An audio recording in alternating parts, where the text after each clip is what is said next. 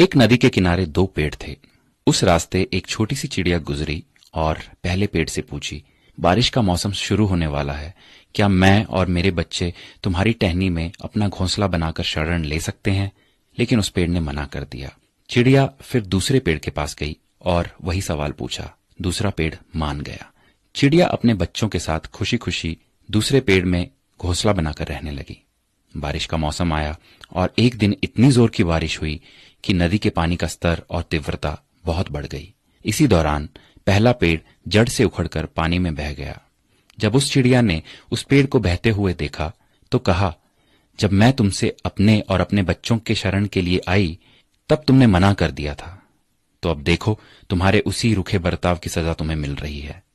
जिसका उत्तर पेड़ ने मुस्कुराते हुए दिया, मैं जानता था कि मेरी जड़ें काफी कमजोर हैं और इस वर्ष की बारिश में मैं टिक नहीं पाऊंगा।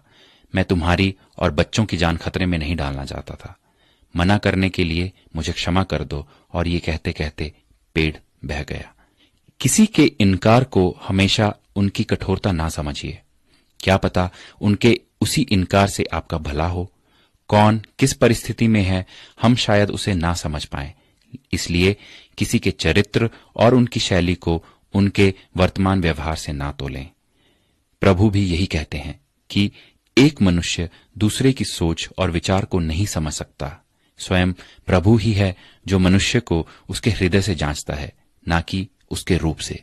तो आइए दूसरों के बारे में ऊंच नीच से ना सोचकर सबको प्रेम और भाईचारे की नजर से देखने का प्रयास करते हैं।